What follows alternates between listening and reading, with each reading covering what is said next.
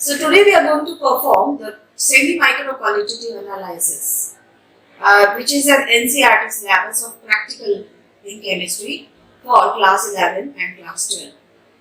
Students, if you like my channel, Colorful Chemistry, and the content which is posted on it, kindly subscribe this channel and also press the like button. Dear students, when you start the qualitative analysis of the notebook, we should write down the experiment number, say V1, write down the date on the left hand side, and then write A as to detect dash. What substance we are going to detect, that we are going to write after we identify that substance, and you have to divide the page into 3 columns. Make use of a ruler and then divide the page into 3 columns. These 3 columns are for writing the test, observations, and inference.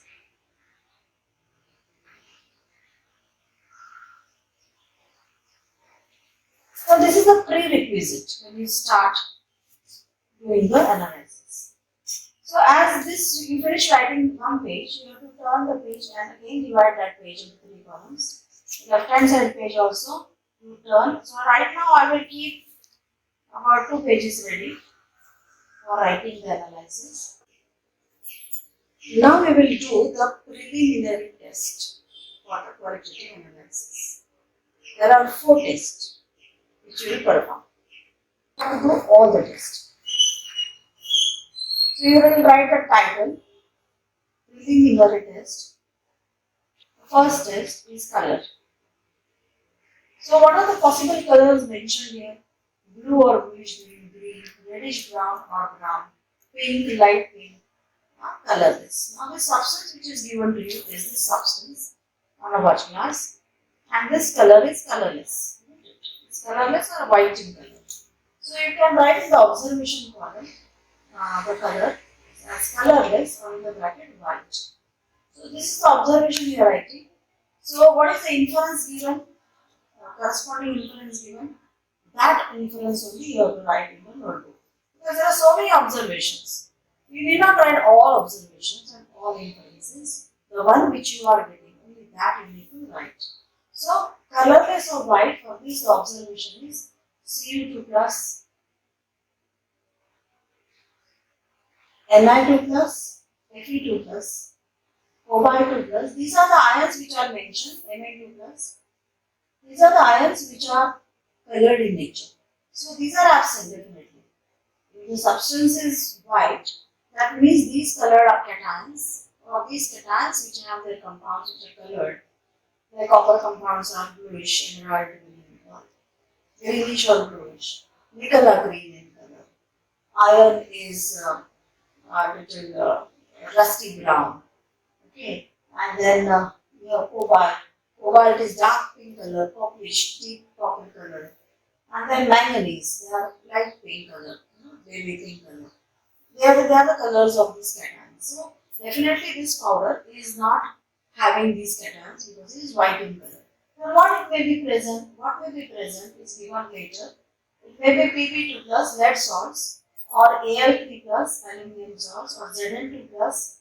When I am saying 2 plus, 3 plus, these are the valencies or these are the oxidation numbers, and you must write down the charge of each ion correctly.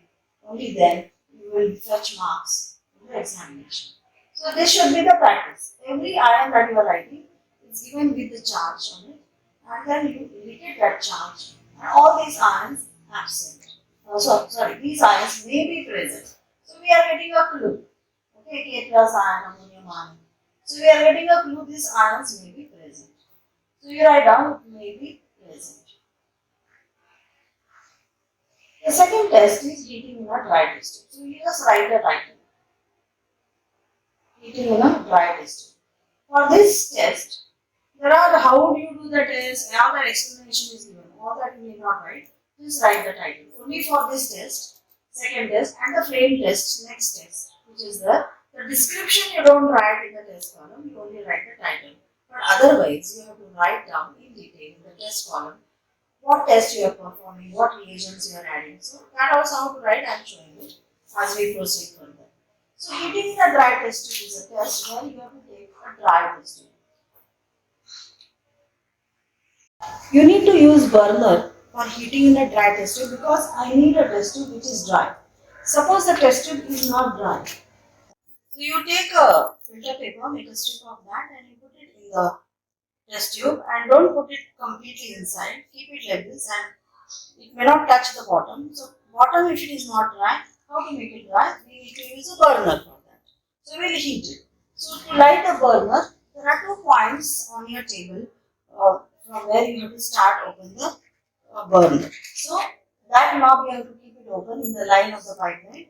And now this knob also I keep it in the line of the pipeline and then I will light the burner.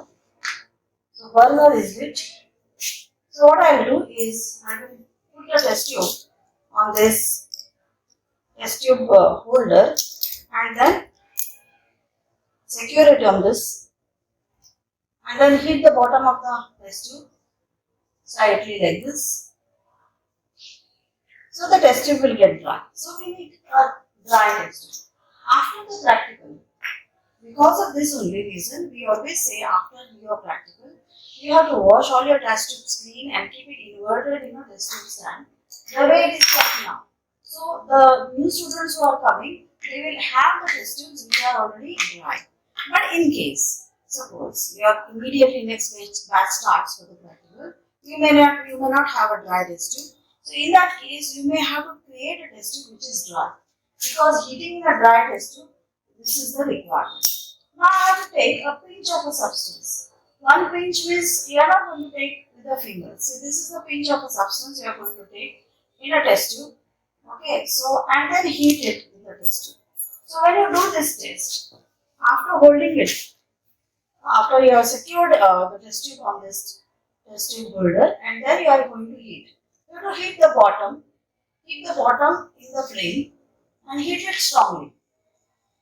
Note down what are the changes. It is melting, it is evaporating, or the substance may disappear.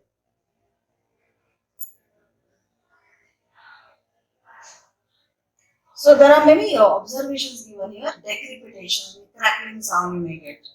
Okay, colored residue may get. So now residue will not remain only because everything is evaporating in this. Okay, but I am getting smell of ammonia. When I am smelling, you wave your finger in between the test tube and the nose. Okay, so I am getting smell of ammonia. So this smell of ammonia is the evolution of gas. It is mentioned here. You keep the test tube in a test tube stand and note down what are possible observations you got. Possible observations given are decrepitation, white infusible residue. So I did not get any residue. I did not get right now white sublimate. But if you get white sublimate, ammonium halides may be present. Then yellow residue when it is hot and the color may change when it becomes cold. So accordingly, if you get the change like this, when it is hot and when it is cold, you have to note down that it's for zinc.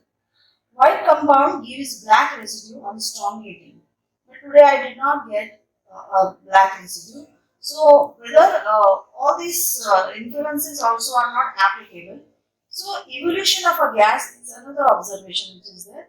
And I got a smell of ammonia. So colorless gas with smell of ammonia turning red litmus paper blue. Since I got smell of ammonia, what will I do? Now all the substance is evaporated. So what will I do? I will take little more substance, pinch of a substance, put it in this test tube, right in the bottom of the test tube, and then I will take a litmus paper. I will go on the side table and take a litmus paper. You have to take red litmus paper and you have to see, hold it in the fingers. So there is a particular method. How will you hold this litmus paper test or a paper test? Okay, when you are heating anything.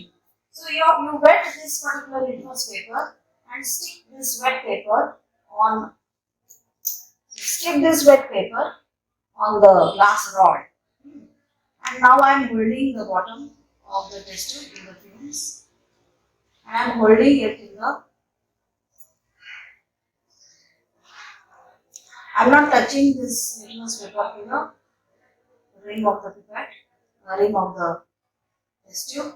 The fumes are coming out and I am holding it in the fumes only without touching. So look at this, the color had changed of the litmus paper, red litmus paper to blue. That means, and also I got a smell of ammonia. So colorless gas with smell of ammonia turning red litmus paper blue. This is the observation I got for heating in a dry test tube. So whatever observation I get, I should immediately write after doing the test. So in the observation column, test column to be written first before doing the test. Observation column to be written after doing the test. So I got this first observation, colorless gas evolved. Colorless gas evolved with smell of ammonia. All that which is given here to write down. With smell of NH3, ammonia gas में formalize NH3, turning red litmus paper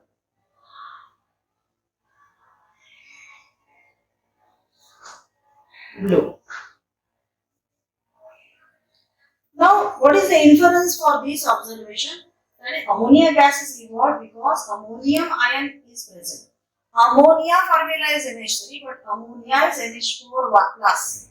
NH4 raised to power 1 plus. Okay. So, ammonium ion may be present. May be present. So, you got a clue. So, the series of tests you are doing, you are getting a clue. So, I got a clue for presence of ammonium ion. Okay. So, of all the observations which are given, I got only this observation. So, I am not writing all other observations. I am writing the one which I am getting. The third test is flame test. Now, for these two tests, second and third test, preliminary test, you should not write all the details which are given in the lab manual. Write only the title. Now, flame test normally is performed with the help of platinum wire. But I will tell you one simple way of doing it. You take a matchstick, the back side of the matchstick, where there is no phosphorus, I dip it in water and dip this matchstick into the substance. So, some particles, finely divided or finely powdered substance, these particles are adhering to this wet matchstick, and that wet matchstick I will hold it in the flame. The flame which is, I am not holding it continuously in the flame, I am just touching the sides of the flame. And slight color, whether it is getting imparted or no, I do not know. There is no particular color. There is some color, but the matchstick should not burn. It should not catch fire. And because it is wet, anyway it will not catch fire. But that is a restriction that we need to observe. The matchstick should not catch fire. This is the simple way of doing the flame test without a platinum wire. Okay. So right now, the flame test is not giving me a sure shot idea or a clue. So what I will do, I will keep this observation pending. Okay, observation and inference column pending. And after I identify which cation I am getting, confirm it is, I will complete this column. Okay, like there are only certain cations which give a flame test. Like potassium gives lilac or violet flame, lead gives bluish white flame, copper gives bluish green flame. So if you are unable to distinguish between the color of the flames, what color it is, then you first identify the cation, and after identifying the cation doing the confirmatory test, you come back and then complete this column. Okay. So in this case, maybe if it happens, I am showing, I will not write this flame test now, and then I will go for the next test, fourth test, which is test for NH4 ion, ammonium ion. Okay, NH4 plus ammonium ion it is. So in the lab manual, you can, the name of this ion is not given, so you can write it in the bracket ammonium ion. Okay, now how you have to do the test? That test you have to do substance, dry substance, 1 pinch of a substance plus dilute NaOH, give a compound there, the substance give a compound plus dilute NaOH and warm. is equal to warm. Okay, dash warm. So I will take another test tube. In this, I will take one pinch of a substance. Every time I have to take pinch. I should not take more quantity.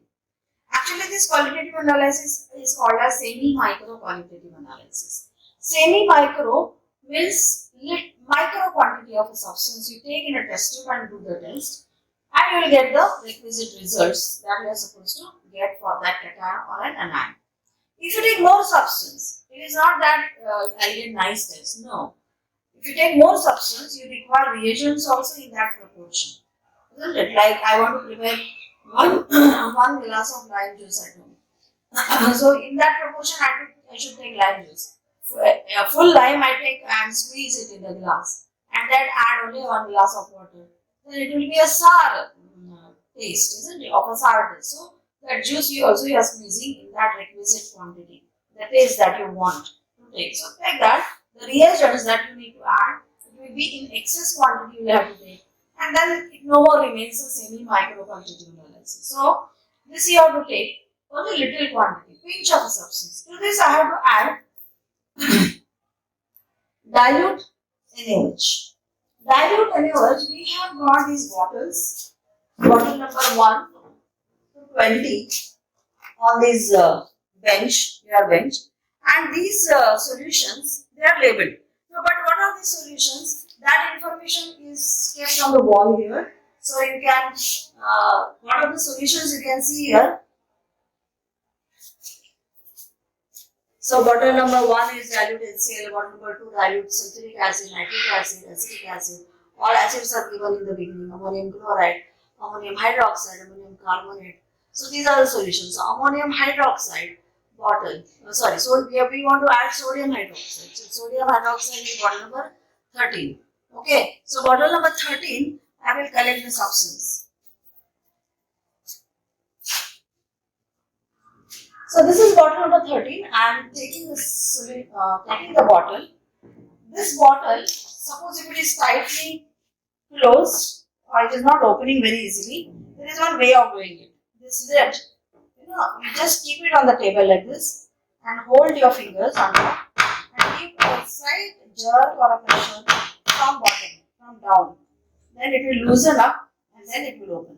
Okay, so this way you open the bottle. To the test tube in which I have taken the substance, I will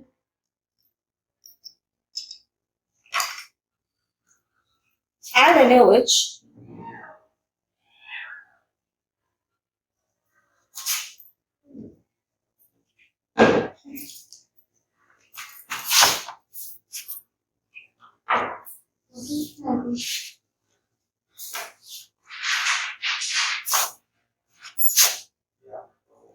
So, pinch of a substance plus NaOH. Now, how much of reagent I should add? Only half ml. Half ml of reagent is only this much. You have to have a lot of control. Is only half a centimeter of a solution height. Cubic centimeter. 1 ml is 1 cubic centimeter in a cylindrical vessel. So this is also cylindrical. So half a cubic centimeter is half ml. So half centimeter height of a solution in a test tube is NaOH solution I have taken. So that means every time you take a reagent, not more, but only this much, little quantity. Now, what you have to heat this? Warm it. You have to warm it. Now, suppose your flame is not burning properly, or it has been hit with the wind, then either you close the window that side, or you make use of windshield like this. We have got a windshield for the tables which are very close to the window. We normally use this windshield. So that will protect, the flame will be protected. And now what you do, you just warm it. Now, warming a test tube, there is a particular way. When I heat the test tube, any content in the test tube, I should never heat the bottom of the test tube. The bottom should not be in the flame. Then how to heat the contents? The surface molecules should be heated first. Bottom, if it gets heated first, it will come out with a jerk. outside the test tube. So it will splash out with force and it may fall on you or your friends nearby working next to you. So that should not happen. So the test tube, when you are heating, keep the bottom outside the flame and tilt the test tube like this. So the surface area increases of the solution inside the test tube and supply heat to the surface. Bottom is kept out and then just remove it from the flame and shake the contents well. The vapors are coming. So here what are you supposed to observe? Gas evolved with the smell of ammonia. Here this is a test for ammonia. So you will smell the ammonia gas. Only if you get the smell, do the litmus paper test. So here you are getting a smell. So you may do the litmus paper test. Now here in this case there is one more test now. Now what is that test? The test is written like this. Gas evolved with smell of ammonia, forming dense white fumes with a glass rod dipped in concentrated HCl. So concentrated HCls are kept on the side shell. So what I will do, I will go with the test tube and I will go to the side shell and I will open the HCl bottle and dip this rod. Dip this rod and I am not putting it inside the test tube, I am trying to hold it out in the fumes which are coming out from the test tube. So slight fumes I am getting. I will close the bottle and then I will come back. I will heat it again, the contents, the surface solution, and then hold it in the fumes. So see, I am not putting it inside. I am just holding the test tube rod which was dipped in concentrated HCl in the fumes. I am getting dense white fumes. This indicates the presence of or evolution of ammonia gas. Now, why the ammonia gas is being evolved? What happens? If ammonia gas was getting evolved, that ammonia gas has reacted with HCl and that has produced ammonium chloride. So this ammonium chloride is white in color. Therefore, the color of the fumes are white. This is the reason why we get white fumes. Okay. So you just now saw the white fumes which are coming out. So that means ammonium ion is present. So that's what is the inference. So you write down the observation the way it is given. That is, gas evolved with smell of ammonia. Circle it because if you get smell only, then you have to do this test. With smell of NH3 forming dense white fumes with a glass rod. All that you have to write, which is given in the lab manual. With a glass rod dipped in concentrated HCl. Okay. So I am getting this observation. So I am saying inference NH4 1 plus may be present. May be present. Again, I am still at the clue only. Now here, this test is very important. Ammonium ion. If ammonium ion is present, this is a cation test.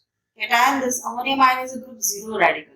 So presence of cation, the clue I already got, isn't it? So that means group 0 cation is present. If I do this test carefully, then surely group 0 radical ammonium ion is present. So preliminary test is helping me to decide whether I should go for separation of cations or no. So this test is important. Now in this test there is one more observation. No smell of ammonia. Okay, if no smell of ammonia, NH4 ion may be absent. But in today's case, I got smell of ammonia as I was heating, and therefore I immediately did the test with the glass rod dipped in HCl. Then I got dense white fumes, so ammonium ion is present. So that means I got this, so I will write only that observation and the inference accordingly. Now you will continue. Therefore, preliminary test. Now we have completed doing the preliminary test, and these are the tests that we had used. Every time we used a new test tube. Now, before I proceed to the dry test, I will first wash my earlier test tubes and then start with the dry test. Now, we will do the dry test for anions. which are on page number 61. Starting from page number 61. Now you have to do dry test for anions. At the bottom of page number 61, this dry test for anions are starting. So the first test, or it is said fifth test, it is action of dilute HCl. So here you have to write down compound plus dilute HCl. So you must have noted that I am writing the test first. What I am going to add, all that I am writing first, and then I am doing the test, and then after observing I will write down the requisite observation. Now this test is for carbonate ion. Okay, so you will get possibly two observations. Either you will get effervescence of a gas turning lime water milky, or no effervescence. What is effervescence? When you open any cold drink bottle, there is carbon dioxide which is dissolved in it under pressure. So when you open the bottle, you get the bubbles coming up, rising up. So those bubbles are nothing but effervescence. So am I getting such type of effervescence? Rising of gas bubbles in the bottom of the test tube. I need to observe that. If I am getting that, then definitely carbonate is present. But if I am not getting that, carbonate is absent. So no effervescence, carbonate may be absent. So I will first do the test. So again I will take the test. Dry test. For doing the dry test, I am taking the dry test tube and the pinch of a salt, a dry substance. Test tube has to be dry as well as pinch of a substance that I am taking. In this I am adding dilute HCl. So I am taking dilute HCl, bottle number 1, as I told you. Again half ml. For this you have to observe under cold condition only whether I am getting effervescence. So you are not getting any air bubbles which are rising at the bottom of the test tube, correct? So no effervescence. So CO3 2 minus may be absent. This is how you will write down. So a preliminary test and dry test you have to write all the tests and requisite observations. Make a note of that. So I will write down observation as no effervescence. So CO3 2 minus may be absent. Because it is absent, therefore we are not getting it. Now we have to turn the page number 61 onwards. We are going to sixth test, that is action of concentrated H2SO4. I will say teacher concentrated H2SO4. So he has compound plus concentrated H2SO4. How much of concentrated H2SO4 is not written, but every time you have to add only half ml of it. So take a test tube, fix it to the glass rod, not glass rod, fix it to the test tube holder, take a pinch of a substance and go to the side shelf and add concentrated sulfuric acid. So when you do that, the concentrated sulfuric acid is labeled here in this. So now I am adding half ml of sulfuric acid. This bulb which is there, rubber bulb, you don't press it very hard. Little you press it by dipping the bottom. A little solution, this much is half ml. So little more than half ml I have taken. Now the first observation is for chloride.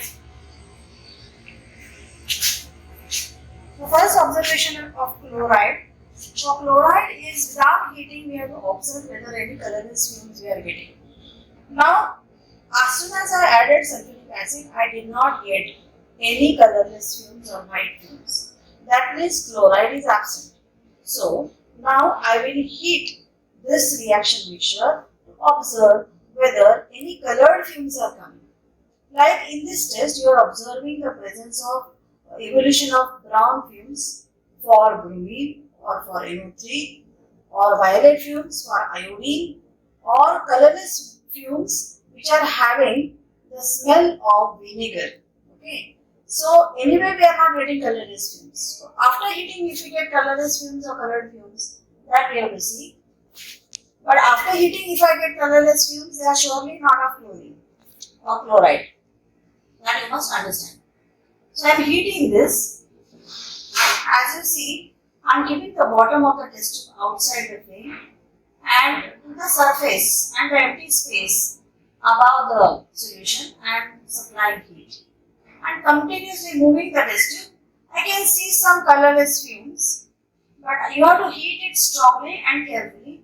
You have to direct the mouth of the test tube to the shelf, not to any other students which is working in the on the next table, your friend. No, you have to be careful when you are heating this. The hot contents of the test tube shouldn't splash out, so therefore you should not heat the bottom but heat the surface. Now after heating, I saw some colorless fumes, so I will try to smell the colorless fumes. I am not getting a vinegar smell. That means acetate ion is absent. Then I heated quite strongly the surface of the solution by shaking the contents, and I am neither getting this brown fumes nor I am getting any violet fumes. So that means if any of these anions that we are supposed to get in this test by this test are absent. Okay, so I'll keep this test tube, the hot test tube aside, sulfuric acid. You should not wash the test tube, hot test tube, because it is sulfuric acid. If you mix water, it will produce a lot of heat and the test tube may crack, it might break and splash on your hand and dress and your face. So we don't want any accidents in the laboratory.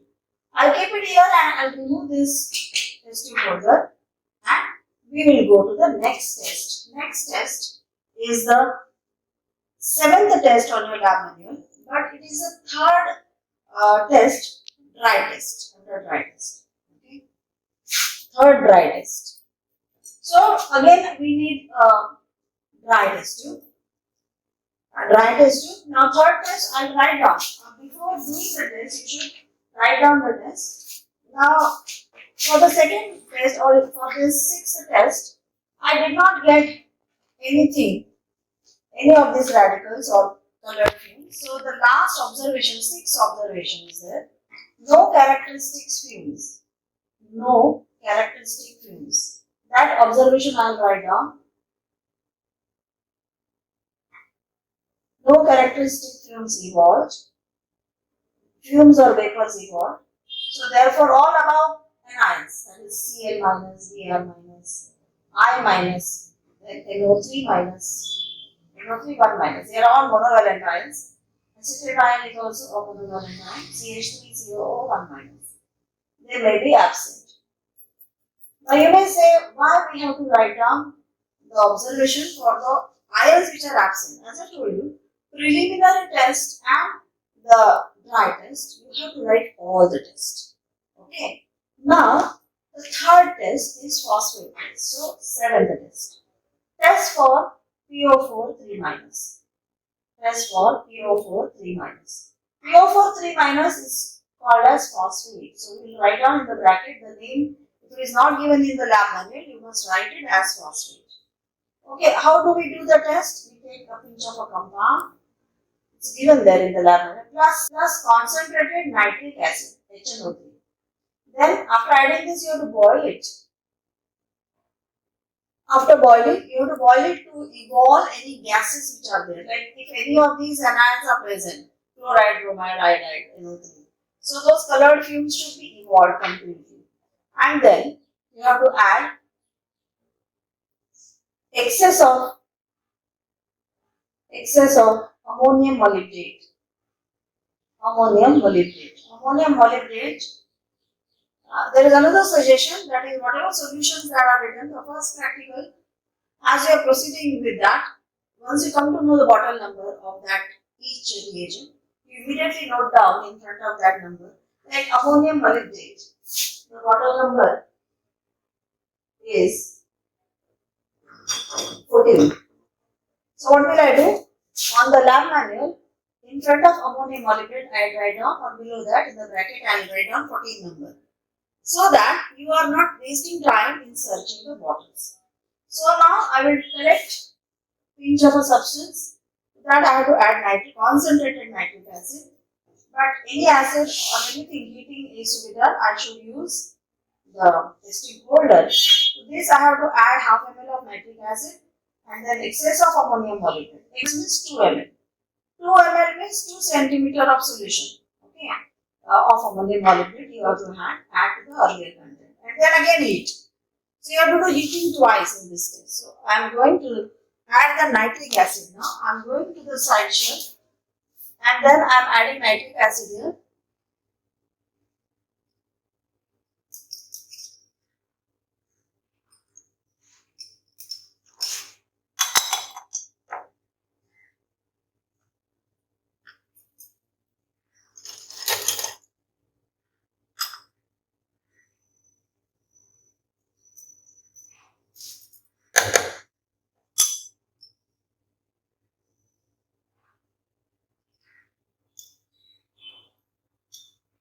So I am adding half ml of nitric acid, and then I am heating the contents. Again, I should not heat the bottom, the surface of the solution I should heat. Properly I have to heat. As it is told, I am heating, supplying heat to the empty space and the surface. So go on moving the test tube in the flame, the empty space and the,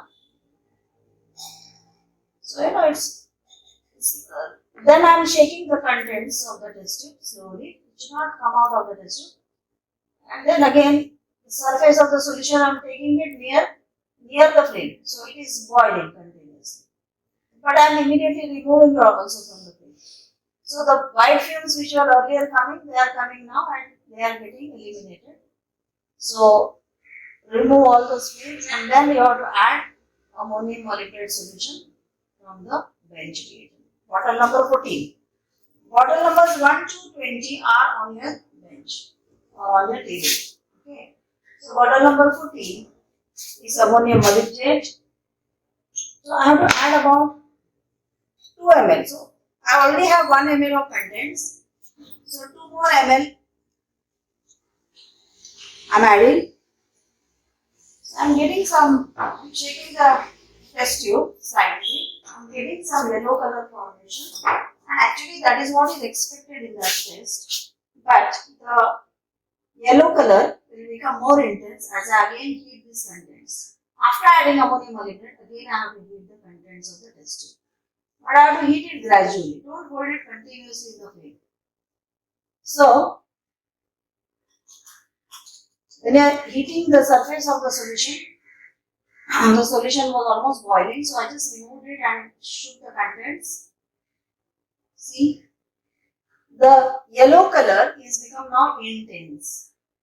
Okay, so there is some solid particles which are yellow in color, and this yellow color is called as canary yellow precipitate. Okay, so that is what is the mention for this phosphate test. If I get canary yellow precipitate, PO4 3 minus may be present.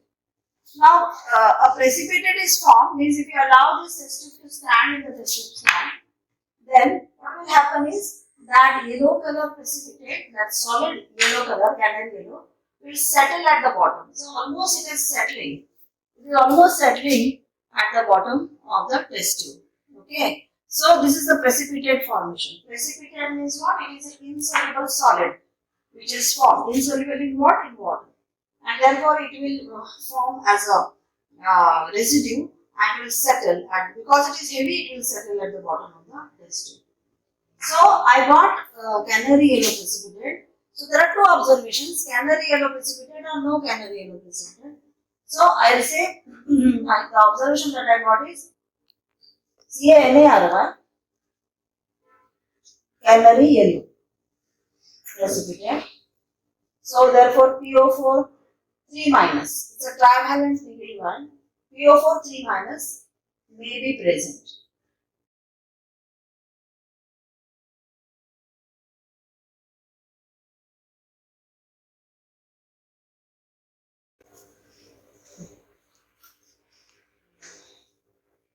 Now, there is one more test, that is fourth test, dry test, eighth test in the dry test, which is for oxalate ion, which is called as a K-Minopo test. This test is there only for 12th standard. 11th standard students need not do this test. Okay, so I will take another test tube, I will do that test and show it to you. Those who are 12th standard students, will note down. Other students may fast forward. So I am taking pinch of a test tube, but before I do that, I must write the test, isn't it?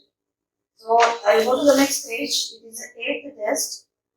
Compound plus 2 ml of dilute H2SO4. Dilute H2SO4.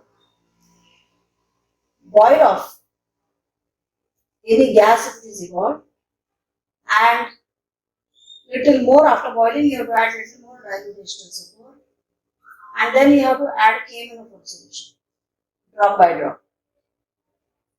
K-aminophosphate solution drop wise. Okay, if K-aminophosphate solution is decolorized, then oxalate ion may be present. C2O4 2 minus. This is like a bivalent ion. So I will do the test. I will add dilute sulfuric acid. Dilute sulfuric acid is bottle number 2 on your shelf. So I will add about half ml.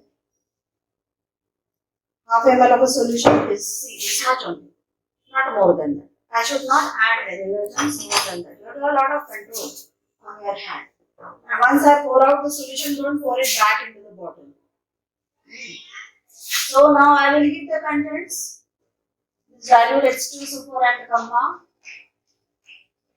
And then you have to boil off any gases if you are getting. I am getting colorless gas here. You will see that it is boiling off. So I am heating the empty space above the solution, and then that heat passes anyway to the solution in the liquid. And just in between I will hold it in the flame, staying near the flame, and then all the colorless fumes are getting evolved. Okay. This thing is little above the surface solution. The empty space you supply heat and go on. Now I have to add some more H2SO4. You must have noticed that though I removed H2SO4, I did not keep it on my table. I have to immediately stop her and keep it in its place. Some more half ml I added. So now the total volume is 1 ml. So again I will heat it. And now I will add little editing I have done, not much. Now I will add K-aminophosphate solution drop by drop. So K-aminophosphate solution is on the side shelf. So now I am adding potassium permanganate drop by drop. So if at all K-aminophore is decolorizing, then oxalate ion is present. But after adding K-aminophore into the test tube, the pink color is not disappearing. That means the solution is not becoming colorless. So that means oxalate ion is absent. In the dry test, all the tests, if they are negative. Now I got phosphate today. But if all the tests are negative, then sulfate may be present. That instruction is given here. You need not write it. But that is a hint, that is a clue. I am not getting anything here, so the sulfate may be present. So when you go for wet test, you may get sulfate there. Dry test is again giving you a clue only. You have to go to wet test and then confirm. Now to do the wet test, we need to prepare the solution. So in front of you, on your table, you have got these 100 ml beakers. So you take one beaker, this is clean beaker. So normally we used to use that small beakers, but then I'll ask you to use this only to prepare your yours. Okay. So take that clean beaker. The substance which is given to you, you have to take 10 milligrams of substance. So 10 milligrams means about approximately 10 pinches. So this spoon which is given to you, this spoon and the glass rod and pair of tongs, brush, test tube brush, then the gas absorption tube. All this kit is kept in this side shelf, bench shelf, and you can keep all your apparatus here, and that has to be kept clean all the time. So in that, there one spoon also will be there. If it is not there, you can get one small spoon from home, and initially we have kept one spoonful of the substance you have to put in that, or whatever substance remains after performing the test. Because examination we give little more substance, so that time you have to measure 1 spoonful. Otherwise, for regular practical, whatever after performing the dry test, whatever substance remains, that substance you can add into the beaker. And in this now I am going to add 1 test tube or 10 ml of distilled water. 10 ml means the test tube has a capacity of 10 ml. So 1 test tube when you fill with distilled water and then pour it in this. So only that much of water I am going to add.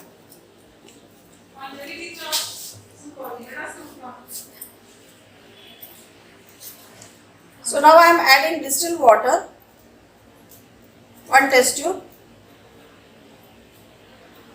and then this water I will pour it into the beaker.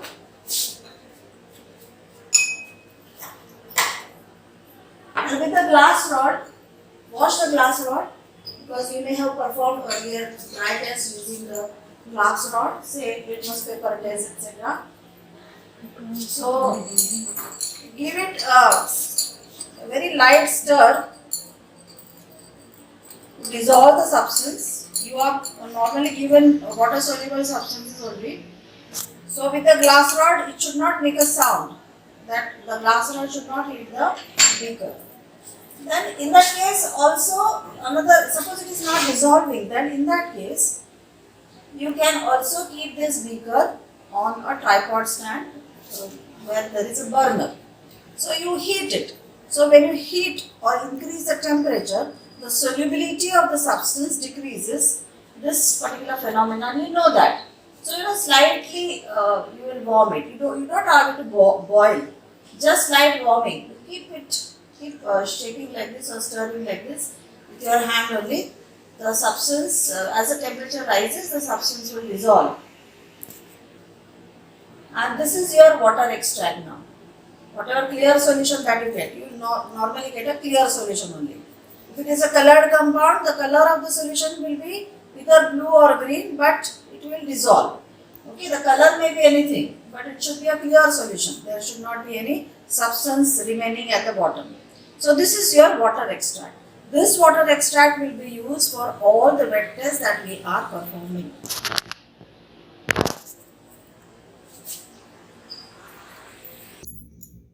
We require a napkin very handy, because when you do washing work, your hands get wet and you have to write also simultaneously. So wiping your hands becomes very important. Now I did a preparation of solution. Preparation of solution that you have to write down in your notebook. That is compound, 10 milligrams of compound plus 10 ml of distilled water. DW means distilled water. Okay, the solution is ready. Now we will do the wet test for anions, and we will go on doing the test till we get the positive result of the observation. And once we get that, we will do the confirmatory test. And now I am doing wet test. You must have observed that I am continuously writing the test. After preliminary I wrote dry test and wet test. There is no need to keep a gap or no need to start on a fresh page. The test. Wet test for anions. So in the same order it is given here in that manual. After dry test for anions, you are doing wet test for anions. So wet test of anions are on page number 63. Okay, wet test for anions, there are about 7 wet tests. Okay, so first test is for halides, second test is for carbonate, third test is for sulfate, and after each test there is CT, confirmatory test given.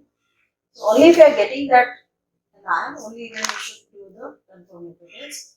Then test for nitrate, test for phosphate, test for acetate, test for oxidate. Like that, 7 tests are there. So where the test is given, the wet test, encircle that number 1, 2, 3, 4, 5, 6 and 7. Okay. The 7th test is not there for 11th standard. Because oxalate ion is not being used. We are not giving oxalate ion for 11th standard students. So halide, test for halides. What is the test for halides? We need to write it. Okay, I take water extract plus AgNO3, silver nitrate solution plus dilute HNO3. Okay, so whatever I am adding, I am writing it first. So it is easy. I don't have to memorize or look every time because I have written it, I will remember it. So I have to take water extract. How much of water extract I should take? I should take only half ml of water extract. Half ml means half a centimeter of solution in the container. So to this I have to add 2 drops of silver nitrate. Silver nitrate is to be taken from the side shell. Okay. As I told you, you have to see the alphabetical order silver nitrate, and in that order silver nitrate is in bottle number silver nitrate bottle number 77.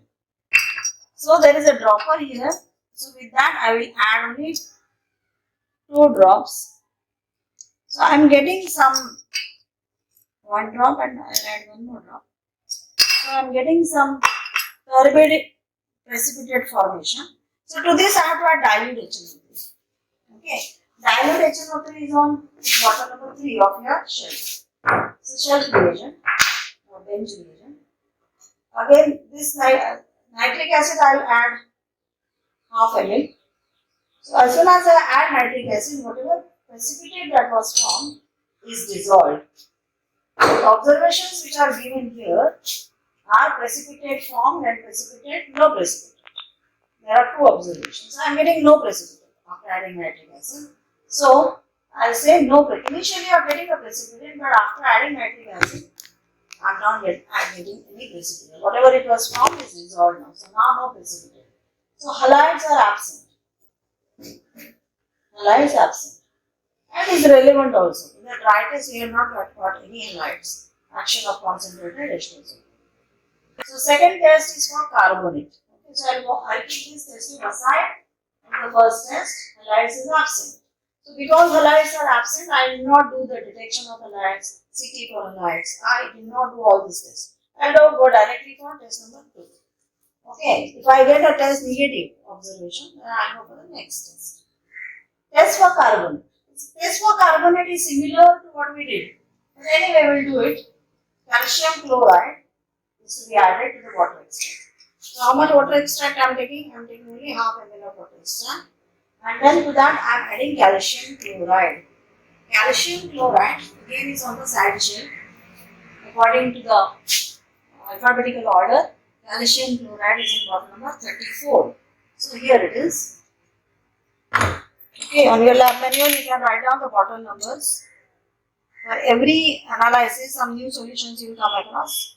So this calcium chloride you have to add half ml, not more than that. Okay. So we have added calcium chloride, number 34. So we have written the numbers on this tile also, and corresponding the bottle numbers are also written on the bottles. So you have to replacing the bottles in its plate becomes easy. Okay. So here expected observation is white precipitate after adding calcium chloride. But I am not getting any white precipitate. So you have to add observation on your lab manual. There is no observation which is given here. No precipitate. So after this you have to write no precipitate, carbonate absent. So you have to make a correction. That is water extract plus calcium chloride. No precipitate, therefore CO3 2 minus absent.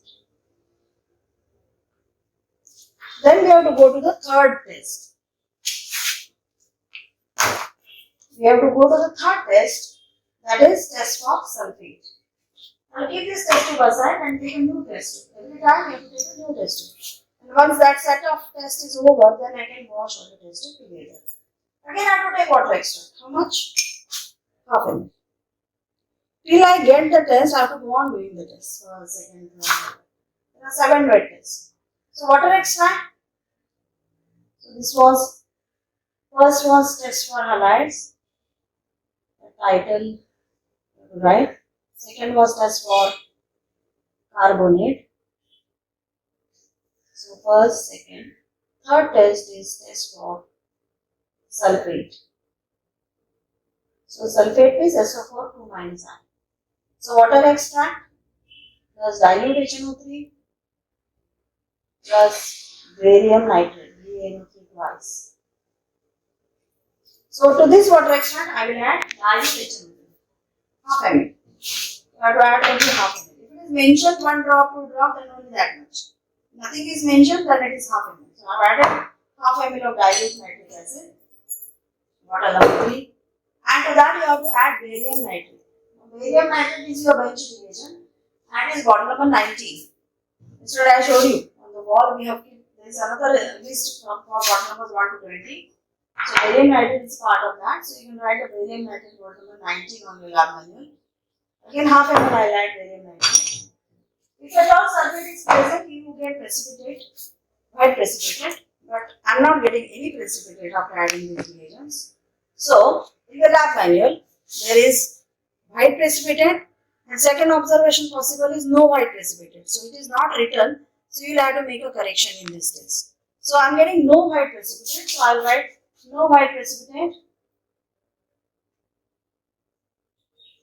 So sulfate, SO4 2 minus absent. So till you get, whatever you are not getting, that also you have to report. All the tests you are doing, you have to report them. For that, there are marks. The fourth test is test for nitrate. Test for nitrate. In words, name is given nitrate. It is NO3 1 minus, SO4 2 minus, sulfate. Carbonate is CO3 2 minus. Halides is X 1 minus.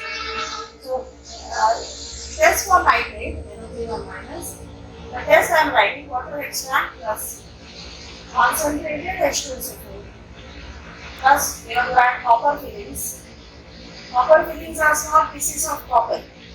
Okay, they are called as copper fillings. And you have to warm it carefully. Okay, you get brown fumes of NO3 or you cannot get brown fumes of NO3. So what we are getting that we have to see. So I will take a new fresh test tube and then in that I will take half ml of water extract. To that I will add concentrated sulfuric acid from the side shell.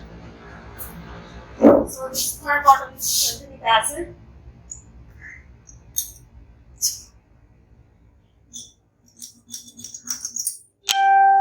Little pressure I will apply and little sulfuric acid only we need. And to that I have to add copper fillings. Copper fillings, according to alphabetical order in the side shell on the list that is given, copper fillings are in bottle number 39. So these are copper fillings, finely powdered copper असू शकता किंवा fine pieces of. There are spoons kept here, spatulas.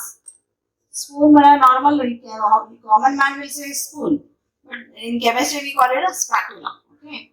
So then I am adding a pinch of, then this is more, this much copper fillings I will add into that. Stop, remove that spoon or spatula and then replace the bottle in its place. So now I have to heat it carefully and observe. Anyway, in the dry test I had not got any brown fumes for NO3. So here also I am not going to get any brown fumes. Okay, so dry test have given you clue. Some fumes were coming, but they are all colorless. You have to observe the correct color of the fumes by looking inside the test tube from the mouth of the test tube. When the fumes come out, all colored fumes also look white once they come out. So for correct color of the fumes, you have to look inside the test tube. But anyway, it was colorless gas only. No colored fumes or brown fumes are being divulged. And therefore I will write down here no brown fumes. Look here in the lab manual, page number 64.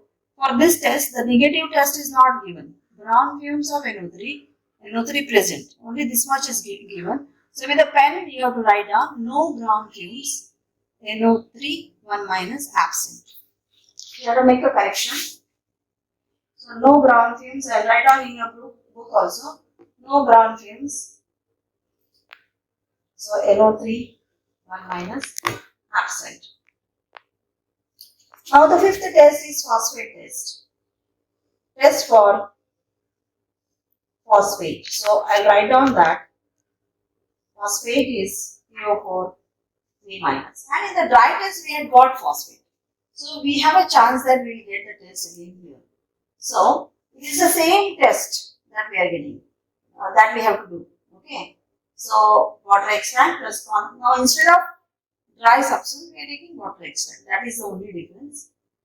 And concentrated sulfuric acid, boil gently and then add ammonia. Now the fifth test is phosphate test. Test for phosphate. So I'll write down that phosphate is PO4 3 minus. And in the dry test we had got phosphate. So we have a chance that we will get the test again here. So it is the same test that we are getting, that we have to do. Okay.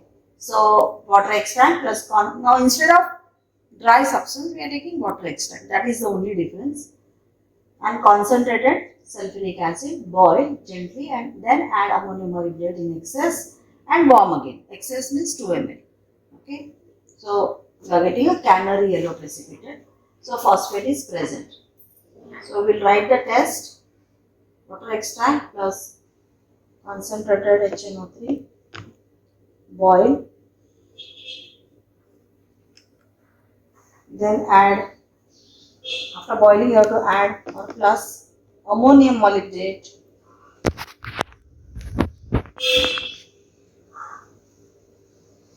and again you have to heat. Instead of heat you can put a triangle. Triangle means heating. This is how I have written the test. Okay. So after writing the test, you have to do the test. The same test. This is 2 ml. 2 ml means 2 centimeter of solution. Okay. Of ammonium molybdate you have to add to the earlier content. And then again heat. So you have to do heating twice in this test. So I am going to add the nitric acid now. I am going to the side shell and then I am adding nitric acid here.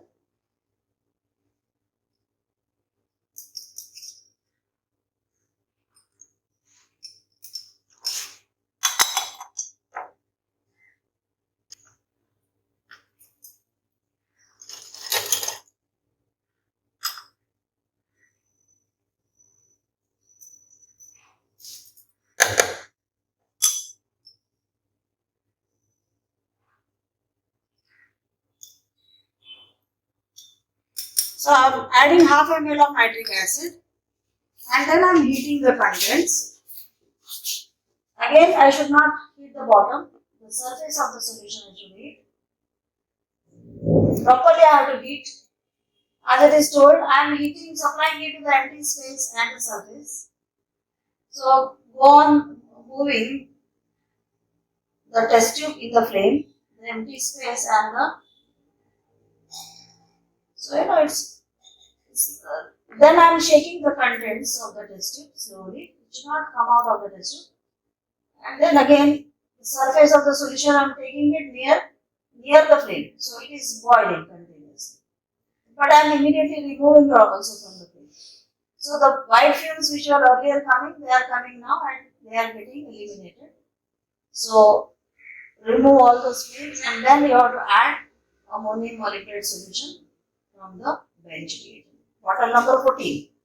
Bottle numbers 1 to 20 are on your bench or on your table. Okay. So bottle number 14 is ammonium molybdate.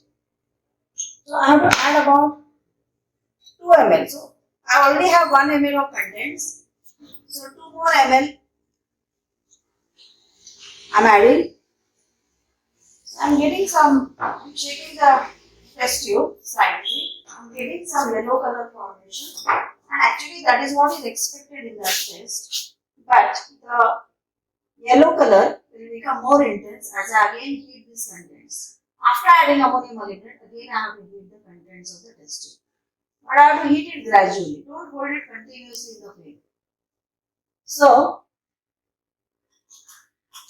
when you are heating the surface of the solution was almost boiling. So, I just removed it and shook the contents. See, the yellow color is become now intense. Okay. So, there is some solid particles which are yellow in color and this yellow color is called as canary yellow precipitate. Okay. So that is what is the mention for this phosphate test. If I get canary yellow precipitate, PO4 3 minus may be present. Now, a precipitate is formed, means if you allow this test tube to stand in the test tube stand, then what will happen is that yellow color precipitate, that solid yellow color, canary yellow, will settle at the bottom. So almost it is settling. It is almost settling at the bottom of the test tube.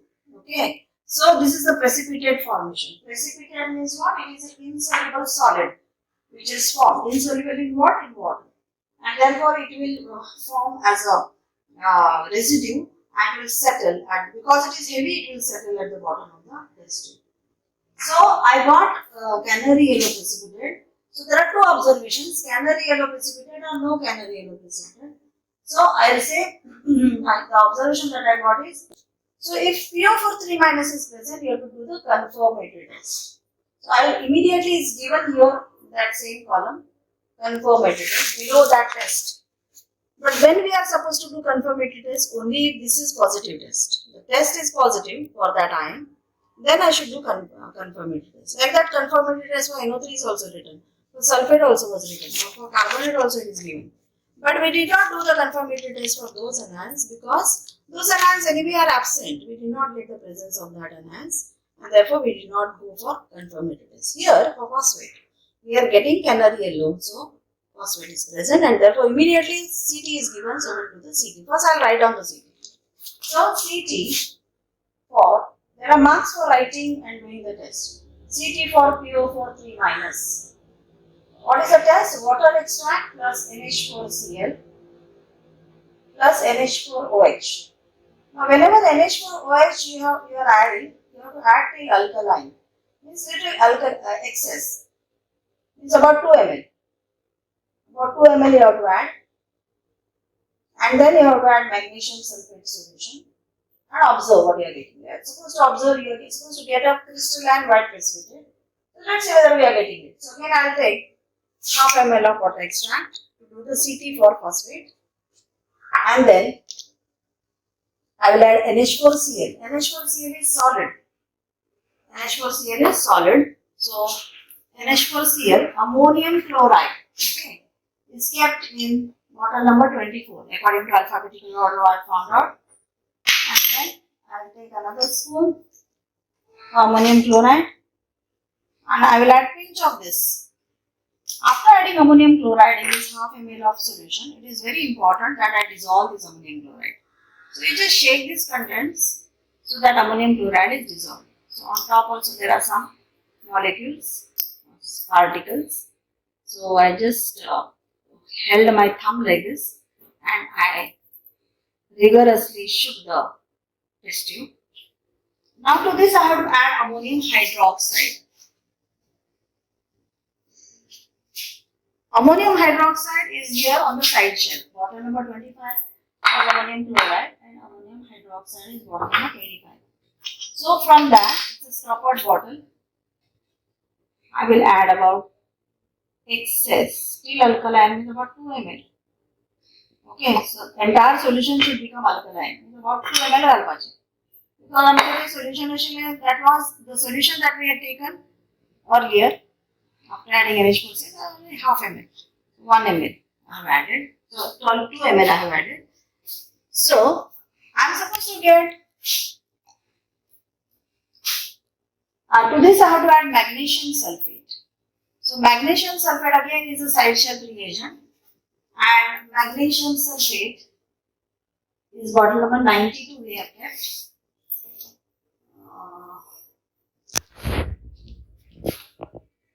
Yes. So I will add. Can you see the formation of a precipitate here? White color lumps, insoluble substance which is being formed. This is the precipitate. So magnesium sulfate. After adding, I am getting a white precipitate. It's a, whether it is a crystalline precipitate, you have to allow it to stand and observe whether it is crystalline, long needle like, or whether the nature of the precipitate. You shake the test tube on top, some particles you will see of the precipitate. So whether they are long needle like crystalline, it's a crystalline precipitate. So we are getting the Ct for phosphate. So you write down this observation which is there for Ct. There is no negative observation for Ct because we are doing it only if we are getting the presence of that ion. So only positive observation will be there. So white crystalline precipitate of this precipitate is of magnesium ammonium phosphate. Magnesium ammonium. This is the composition. What compound? Magnesium ammonium phosphate. Because I explained to you, that is how I get when NH3 gas is involved, when HCl, when you hold the glass water between HCl, you get NH4Cl. Isn't it like that? PO4 ion when it was present, and when you added what solution I added? NH4Cl, dissolved it, and you added NH4OH. Okay. And to this you added magnesium sulfate. So this magnesium along with phosphate and ammonium ion, together it is giving magnesium ammonium phosphate. This compound, a solid compound which is insoluble. So this is a chemical reaction. Due to chemical reaction, the reactivity of these magnesium ions with the phosphate, we are getting this type of a test or a precipitate formation, which is used as a confirmatory test or which is used to confirm the presence of phosphate ions into the given compound. So, first, now whenever you do confirmatory test, for that in the inference column, so and so ion means PO4 3 minus ion or PO4 3 minus is confirmed. You have to write it is confirmed. For a confirmatory test alone, this confirmed word is to be used and it is must. Okay, that will be checked by the examiners. So after doing the wet test, now after this test, 5th test, there is 6th test, 7th test, but I will not go further. I will stop where I am getting. See, look at this. 5th test, I got the Ct, no? So once I get the Ct, I got that anion. Only one anion is given to you, not more than one. So I have to stop here. I will not go further. So I will stop here and I will go for the wet test for cations. So write down the title for wet test for cations. Okay, the first is detection of cation of group 0.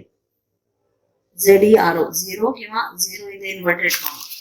Detection of cation of group 0. This is how you have written a title, the way it is given in the lab notebook. Now you need to divide your notebook page into 3 columns. Without dividing, you don't write anything. I don't want you to write anything without dividing the notebook page into 3 columns. Test option, because then only your writing work looks neat, and you will also know when you are writing journal, you will know what you have written. Okay, so you write the test first. In what is the ion present in group 0? It is NH4 1 plus. So in the dry test we had got NH4. You remember, no? So that means surely we are going to get this test. Okay. So we will again do the test, water extract. So only since it is wet test, here we are taking, instead of a dry substance, we are taking water extract. Our rest of the test is same, plus 2 ml of dilute NaOH. Then also we are adding NaOH. Shake the contents and warm gently. Okay, so when you warm, you get smell of ammonia, and then you have to hold. I will do the test.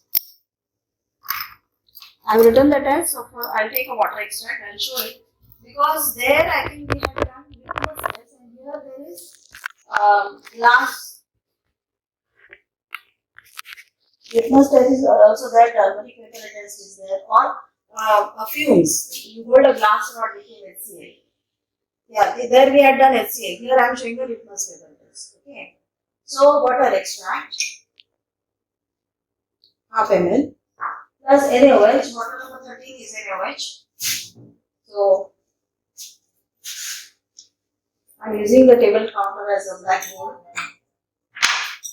So add NaOH about 2 ml. 2 ml means 2 centimeters of solution. and then I will heat. And then I will keep the litmus, bring the litmus paper and keep it ready. Red litmus paper. Right.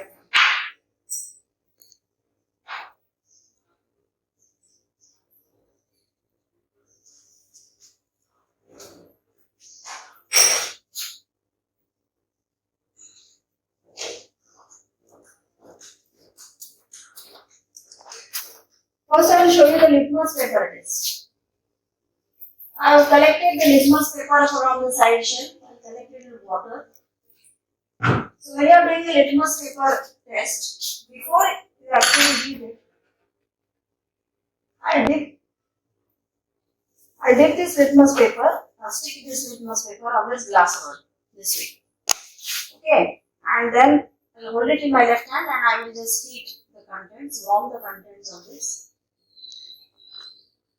The surface of the solution, shake the contents. You will get a spluttering sound here when it is boiling. So immediately remove from the flame and then shake the content. Don't allow them to boil rigorously while they are in the fumes are coming. So in these fumes, I will hold this litmus paper, wet litmus paper. See, it's becoming blue. The color is changing to blue. Okay, that indicates. Also, I am getting smell. The smell, when you are taking the smell, you wave the fingers in between here. So if I am getting smell only, then I am going to do the glass rod test or litmus paper test. Now there is one more test mentioned. That is, you dip the glass rod in HCl or put few drops of HCl on the glass rod and then hold it in the fumes. Look at this. Dense white fumes are coming. Can you see? I am not heating it also. Already the fumes are coming. I am just holding that fumes outside. The glass rod is being kept outside the test tube in the fumes which are coming out. So it's appearing as the fumes are coming from the glass rod. Okay, that indicates the presence of ammonium ion.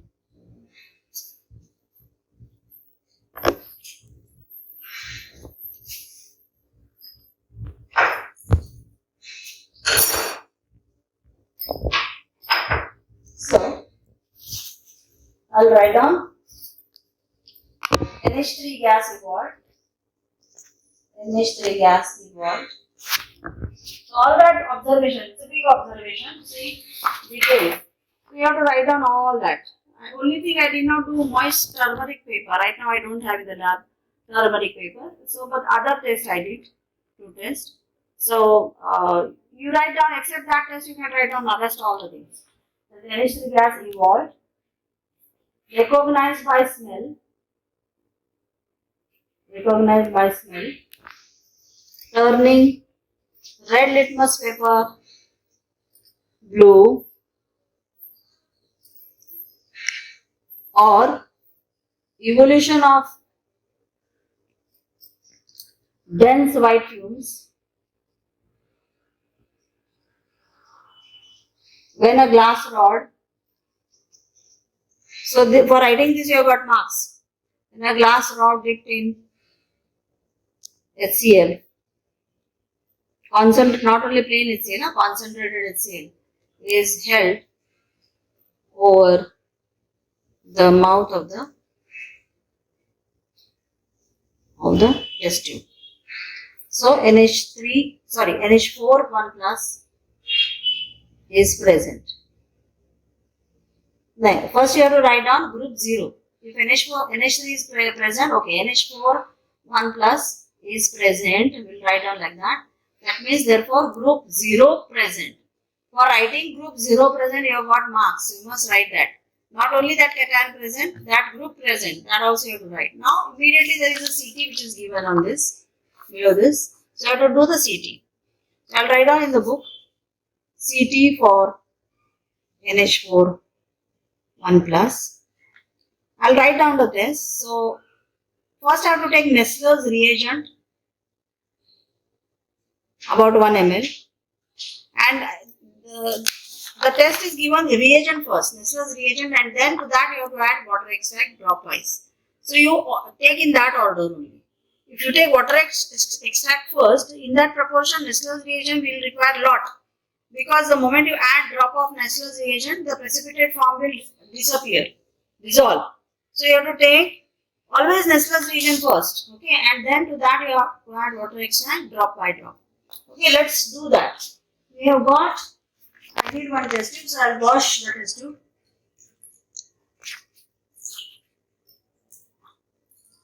Now, Nessler's reagent is in alphabetical order. You have to see the list on the board. And Nessler's reagent is given on in bottle number 58. So, I am taking the test tube. So, bottle number 58 is Nessler's reagent. Here. Okay. So, if the lid is not opening, you have to go to a wooden table, and this lid from bottom you have to give a little jerk, so it will open up. So take about 1 ml of Nessler's reagent. 1 ml means 1 centimeter of solution. Close the bottle, replace it, and then to that you have to add water extract drop by drop. So I have taken 1 ml of Nessler's reagent, and to this I have to add just 1 drop of,